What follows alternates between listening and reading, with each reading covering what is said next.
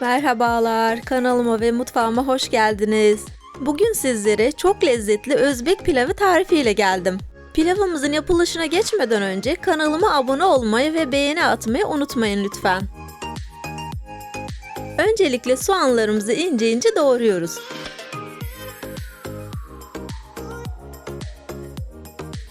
Tencereye sıvı yağımızı alıp soğanlarımızı rengi dönene kadar kavuruyoruz.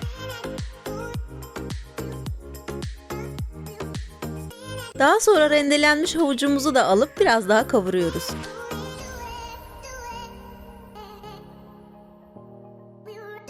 Kavurduğumuz havuç ve soğanlarımızın üzerine haşladığımız kuşbaşı etimizi ilave ediyoruz.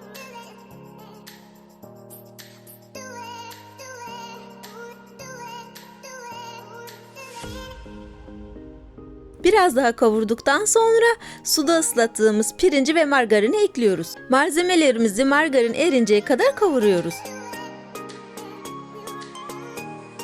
Bu arada özel tariflerim için Instagram ve TikTok'tan da beni takip etmeyi unutmayın.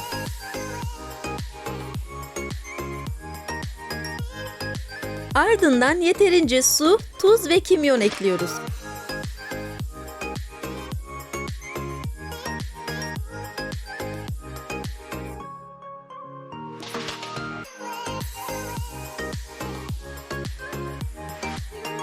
İyice karıştırdıktan sonra 4 diş kabuklu sarımsağı ekleyip kapağını kapatıp kısık ateşte pişirmeye bırakıyoruz.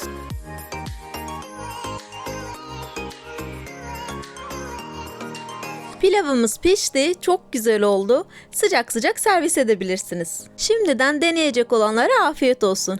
Kanalıma abone olup beğeni atmayı unutmayın lütfen.